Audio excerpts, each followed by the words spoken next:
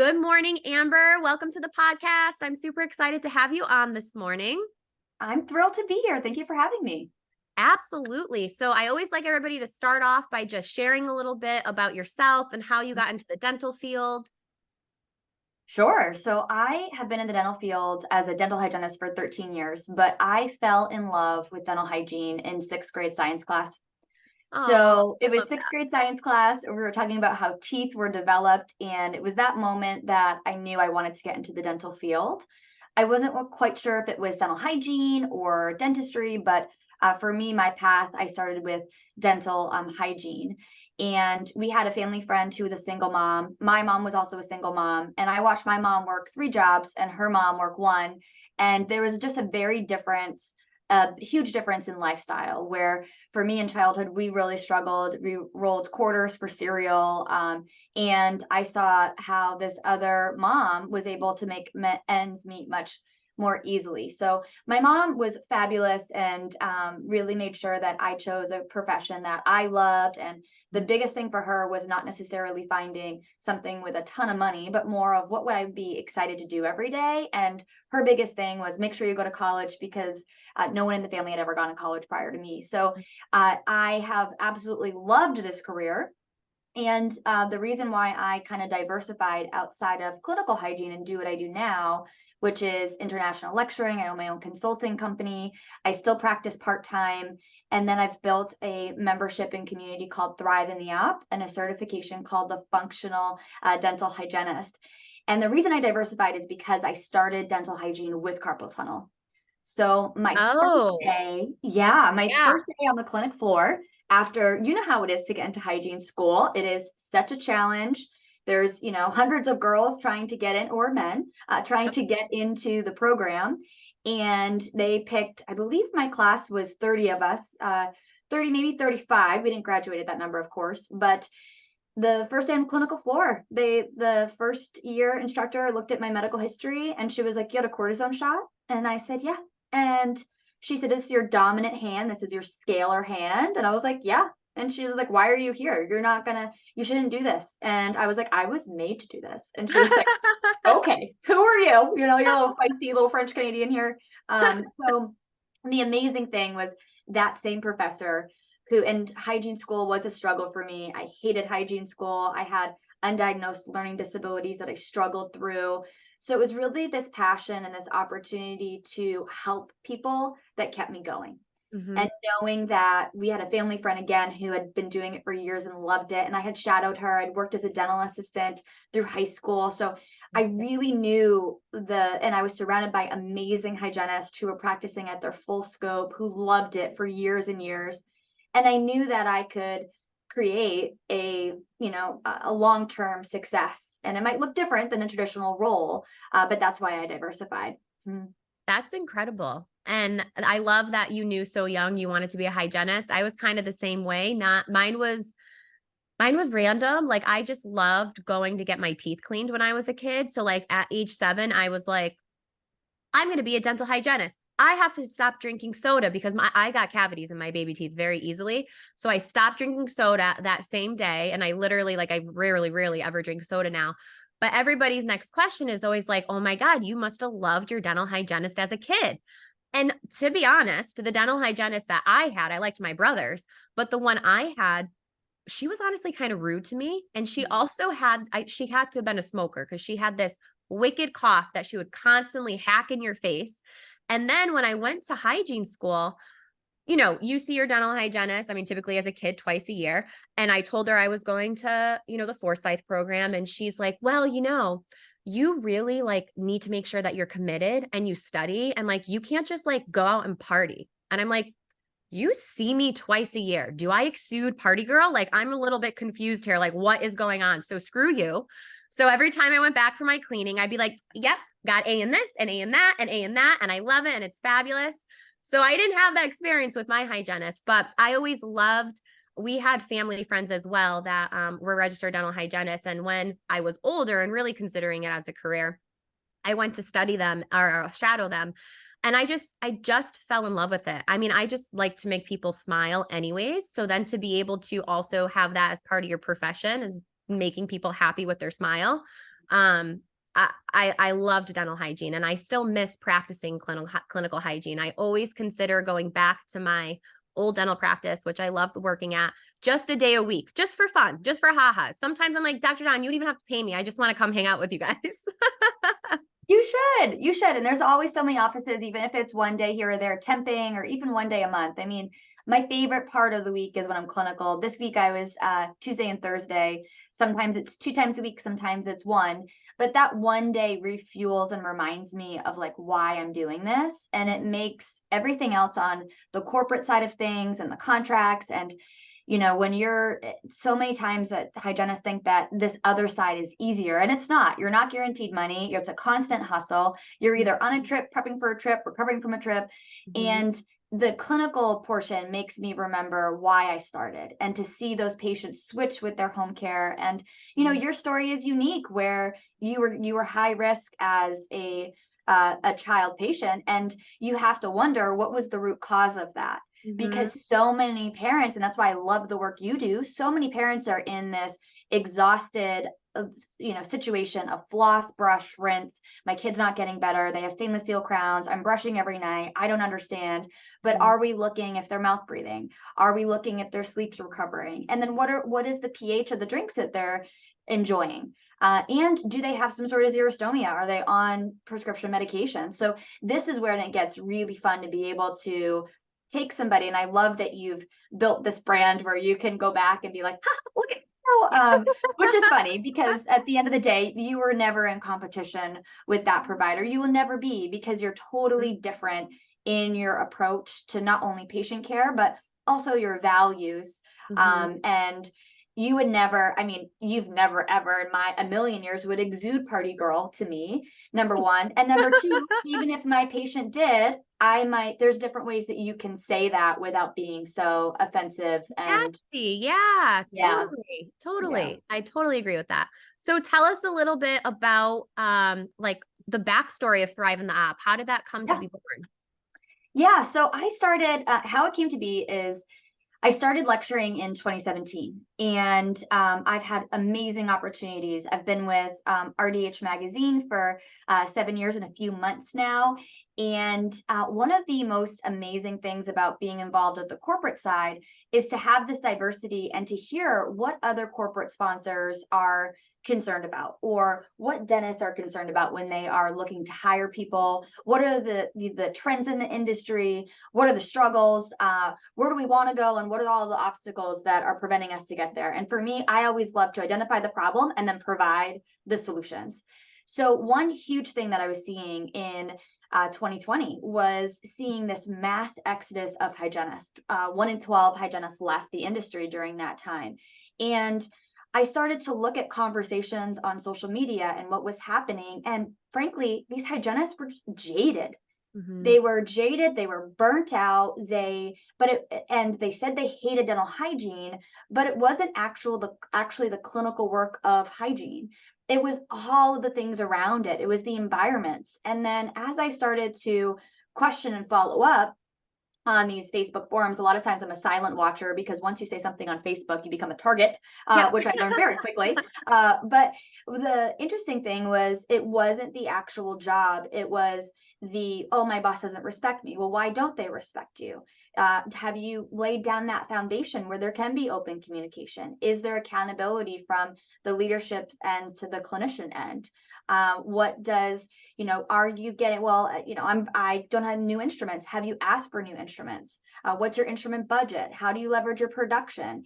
Did you ever think about the dentist? The dentist, especially now, if they're paying you $75 an hour, you have to produce 3 times that. Otherwise, they're losing money on you. Right. So how do we get those skills? And the biggest thing for me with the Thrive in the Op is I had worked for offices where I would drive to and from work crying. Mhm. And I stayed because I thought I was making the most I could. I felt like no other office would pay me what I was making. I stayed because I loved my patients. I felt committed to them, but I could feel myself in an environment lowering my standards because the other hygienists had lower standards. And Mhm. I was initially known as the mean hygienist who would, say, hey, I think this is perio. And the other hygienist would say, that's a 1 millimeter pocket. And then I would look at the film and be like, this is vertical bone loss. It's not 1 millimeter, that's a 6. Right. So And I was the youngest in the office. I wasn't being heard. So when I transitioned to a different practice. And I'm going to tell you, this is going to feel like a little bit of a tangent, but I'm telling you this because when I say this story, most hygienists can resonate with it. And I transferred from one office to another office. The next office promised me the world. And I actually was able to get more involved with airway things. That's when we first went to Dr. Ben's course. I felt like I was in a really good environment. The other hygienist was my really good friend, Sarah, who's was a new grad at the time. She struggled initially with her time management, and I would go in and help her flip her room, and I would surprise her. She'd be walking out a patient, chatting with the front business team, and I would literally be like wiping down the room and sterilizing, and then she'd come back, and it was like she'd call me her Mary Maid, and we had a great time. However, there was some really shady things happening in the office. Really shady things with insurance, really shady things with some personal things after hours with the doctor in my room. I'll leave it there. And I decided to move on. And I was looking at, and during that time, I was accused of doing things in the office that I didn't do. So I was forced to sign papers, and on the paper, I'd be like, I did not do any of this. This is not legally binding. I don't agree to this. Like, I'm not admitting to this. It got really nasty. Oh, And I wow. lost all of my clinical confidence Mm-hmm. because I had been in a practice for 5 years while I was getting my master's, went to a new office, and now I'm transferring to another office in a short period of time. And in hygiene school, I learned that is terrible. You look like you're not a committed employee. It's a red flag for employers. And I felt like, oh my gosh, I'm never going to find my dental home. And this was all around 2017, 2018 time. And the amazing thing is I turned to temping, and I wrote down a list of everything that I wanted in an employer. And the biggest thing for me is I wanted to feel respect. I wanted to feel like I had clinical autonomy, and I wanted to be compensated well. I wanted to be maybe even on a commission structure. Mm-hmm. And I temped until a doctor found me and said, hey, we want you to come onto our team, and we want you to be the hygiene fixer. We've got some standards that need to be improved. And I've been with that practice since November of 2019. But I had to learn those clinical skills to not settle. And I had to let go of the good, and this is okay, but things that weren't sparking joy, which honestly was really scary because when clinical income was in that at that time my bread and butter, and this speaking stuff and the consulting stuff was at that moment a hobby. It was a big Right. dream for me to build, but there was no financial security in that. And I own my own home. I'm a single dog mom with a dog who's got a bougie lifestyle. So, I had to get uncomfortable. Mm-hmm. Fast forward to this time in COVID when I'm seeing all of these hygienists leaving, Mm-hmm. that's when I was like, it's not the hygiene that's the problem. They don't have the business skills. They don't Right. have the clinical skills that they need to get these patients healthier, and they're feeling like they're in this floss, brush, rinse cycle, and the patients aren't getting healthier. They're losing trust with their patients. Mm-hmm. This is why they're burned out. And that's how Thrive in the Op got born. So we're a membership community. It's on-demand courses, so you can pick and choose where you want to start. It's a lifetime membership and weekly coaching. And the most amazing thing and the greatest thing for my career, I've done some really great things with mission trips, really great, big CE on some mega stages. This past year I was at the RDH Under One Roof, the mega stage. I almost died doing that. I had to, I had like a panic attack 5 minutes before going on. I was like, I can't do it. Have somebody else go. And they were like, everybody's like, we've never seen you like this. And I was like, I can't do it. And then I put my bootstraps on and did it. Yep. But of all of the career things, the most rewarding thing that I've done is created Thrive. And it Mhm. was so uncomfortable for me to do. I had imposter syndrome. I struggled with publishing it. And now we have 300 members in Thrive in the app. And the biggest gift is jumping on weekly and listening to how they transform their practice, how they're getting patients healthier, the joy that they exude, the raises they're getting without asking. But the biggest thing is they're happier and healthier providers, which Mhm. is then being transferred on to so many patients every year and every day. So That's beautiful. Such a beautiful story. And so many, the ripple effect of all the lives that you're touching through helping these hygienists who are touching a surmountable amount of lives. mhm, Now I'm sure one of the things that you probably talk about in Thrive in the app is time management, because I feel mhm, like I hear this so much from hygienists, for instance, like if I went to an office and did a lunch and learn and I'm like, okay, we're going to incorporate this airway screener. And they're like, another thing, like I can't possibly do something else during this however long, 60-minute, prophy appointment. Yeah, I mean, that's the struggle. And honestly, that's what's preventing our industry from moving forward. Our standard of care is to not get sued and not kill the patient. In my opinion, it's not, and that's why I created the functional certification. In my opinion, it's not what's our old school systems are not meeting the level of disease burden and the science. We're like 20 years behind the science. Right. And what happens is we get down to two things. We get, number one, it's time, and number one, it's cost. How much is it going to cost the office? How much is it going to cost the patients? Can we do this? We have to get uncomfortable, and we have to work as a team to figure out what time management looks like for the office. Mm-hmm. If I could give you 3 quick tips, the first is time management is typically a scheduling error. So if you have a doctor doing a primary procedure of an implant, veneers, they should not have to get up and do an exam. Your Mm-hmm. doctors are not trying to make you behind. They're just as frustrated that they're behind waiting for you as you Right. are with them. Right. So it's a scheduling thing.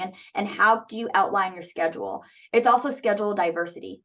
So if you have a full day of prophies, that's not going to be helpful for the practice. If you have a full day of new patients, it's also not going to be helpful for the practice, because you're either going to be running behind because you're doing all these FMXs.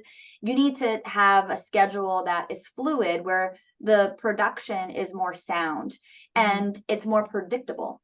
It's going to be better for everybody. And then the third is how you're breaking down that appointment time. So what are your non-negotiables in the appointment? Are you actually providing more than a prophy visit and not billing out for it? If you're scaling for more than 20 minutes, it's not a prophy.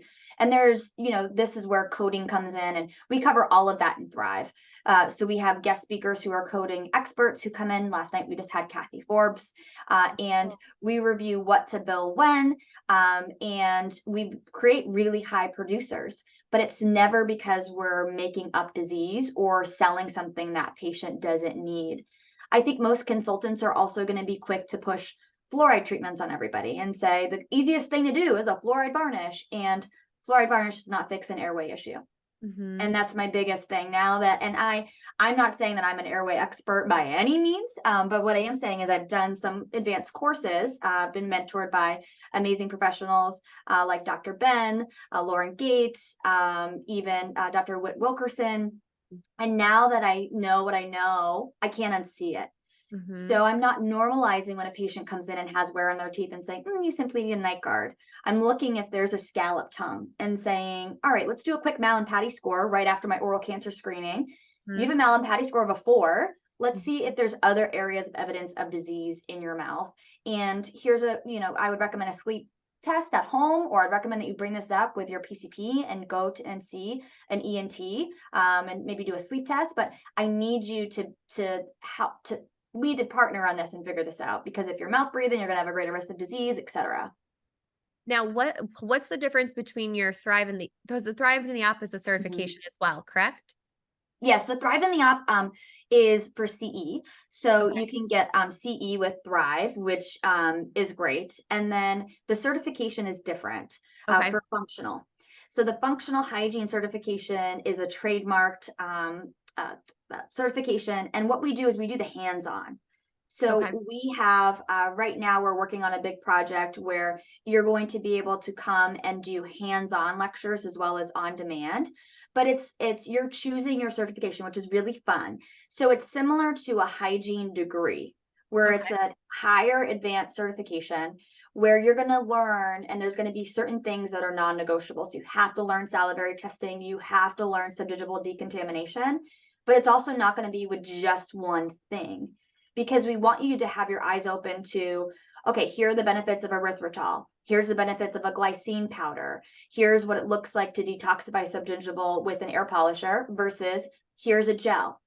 Here's a rinse, because we need to make evidence-based decisions as hygienists. And the funnest thing is to be able to say, okay, you have AA bacteria. I know a laser is going to be best for that. So let's go here. This way you're not guessing. And that's when it becomes super fun. When I started salivary testing, it changed the game for me. That's incredible. I think I want to take this functional dental hygiene We would certification. love to have you. We would love to have you. Now, let me ask you this. So, I know you said the employer prior to the office that you're at now was a little bit more involved in airway. Is the office that you're in now also involved? Because I think that sometimes what hygienists struggle with is like they go off on a path of taking more like airway centered CE courses, but like the office as a whole doesn't necessarily support it. And then they kind of struggle with like how to integrate it when the doctor maybe isn't necessarily backing them. Yeah. So the great thing, I work with two doctors chairside. One is a newer grad, and the other one is a well-established dentist. And the newer grad is a male. The younger, the woman who's been practicing more is a female. And I say this because it's been really cool to look at their differences of energies and how they are, call it from gender, but it's probably honestly not even from gender. It's just the differences in their different philosophies, which we see all the time as hygienists, and you have to learn their philosophy. The most amazing thing about both of them is they always back me up, and they're not, neither of them are airway experts, but both of them are open to it. They've done foundational courses as I've had, and we create a structure where we're referring them out. And it doesn't have to be that they have to go to this specific provider. It's simply of putting it on, out there into their world and saying, here's what I would do. If you want to do a at-home sleep study, here's the picture of what you take. And I tab everything on my web browser. So I will have them take a picture of the website, picture of whatever I'm recommending, or send them an Amazon link so they know where they can purchase X product. I always want to make sure they're getting exactly what I'm recommending because I've done the homework on it. And we refer to, there's a local dentist who does a lot with sleep here as well. So we refer over if we want them to be assessed for maybe a device, etc. Now, what about how do you handle? So, obviously you were practicing hygiene for a little bit, say before learning what you know now about airway. And, I got this when I went into myofunctional therapy, I was still practicing clinical as well. And, I saw these patients I was practicing hygiene in this office for 5 years before I became a myofunctional therapist. And so I saw them 10 plus times before and never mentioned Mallampati, never mentioned, how mentioned tongue scalloping, but not its relation to airway. So how do you have those conversations with patients where they're like, well, like, why didn't you tell me this before? Yeah, that's a phenomenal question. And I think that is what prevents most hygienists from progressing forward because we're scared. We take it so personally of like, oh no, I didn't know this before and I missed this. The patient doesn't realize that. And the truth is that that's not included in our curriculum. So an easy way that you can do this is to say to the patient, I just went to this new course. I've just got certified with this. I just got a new certification. And whether that certification is a CE paper or it's still, you now have the continuing education credits for it. So stand on that. And it doesn't mean you have to be an expert and tell them, we're not diagnosing, we're simply identifying signs of the disease and then sending them over to somebody who can diagnose. So the risk burden of that is really, really low because at the end of the day, if that doctor says it's a class 2, they're mild sleep apnea, they don't need a device, fine. The patient doesn't say, oh my God, I didn't need a device, blah, blah, blah. Now they're like, thank you so much for looking. I'm changing some things. I've got an Aura ring, so I'm going to bed earlier, so my sleep is better. And I'm grateful I don't have to wear a device. This is something we're going to monitor. And if I gain weight, I might go into a different classification. So thank you. So how you do this is you simply say, and this happens to me all the time because I'm constantly taking CE, and the patients literally are ready for me to have something new every time. And I will say like, oh, I just recently took this continuing education credit. I'm really excited. I'm learning more about sleep. And I just want to assess you at a higher level. I've learned more. And I'm now bringing that to our patient care. So today when we're doing an oral cancer screening, and sometimes I just say, here's the evidence. Sometimes I don't even go into that. I just say, hey, I've been thinking about this a lot. We've talked about your wear. You've got this scalloping on your tongue. I recently took a course. I've learned a lot more on this. I'm not normalizing clenching and grinding anymore because the course information that I'm now learning is clenching and grinding, any sort of it, is some sort of airway disturbance. And that might be something really mild that we can, fix without a device. But I need you to go and look at this, or here's what I think. And let's put your tongue. Can you reach your tongue to the back of number 15 buckle? You can't. Well, that makes sense. Why, if you can't reach your tongue there, you can't feel that there's a bunch of plaque there. And this is Mhm. where I'm always Mhm. struggling with you. Now let's look and see if I can refer you out to somebody for myofunctional therapy and see if a tongue tie is needed, release is needed for you. I love it. And I think, I always say this, that I don't think that every dental hygienist has to become a myofunctional therapist, but I think that every dental hygienist has to take some kind of airway CE, myo CE, because it's also impacting your work that you're doing every single day with these patients. I mean, we Hmm. think about periodontal disease, and I think back to when I was practicing hygiene and these chronic perio patients that would come in that still they came in routinely for their perio maintenance.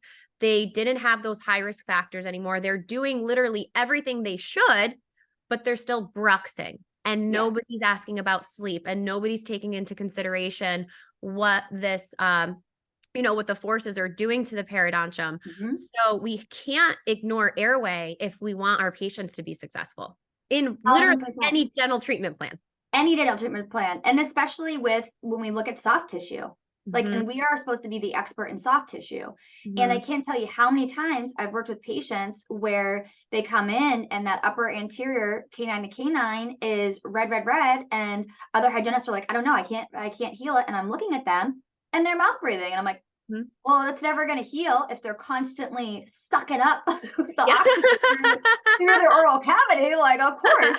And then you look at their nose and you look and you say, oh my gosh, like, how are you breathing? And Mhm. the craziest thing in my practice is, especially recently with vaping, with the higher risk things that we're doing with increased caffeine, the amount of times that I've looked at a patient and said to myself, like, there's got to be something that they're not telling me. They've got to be using something more than a vape pen. They've got it, like, this looks like meth mouth.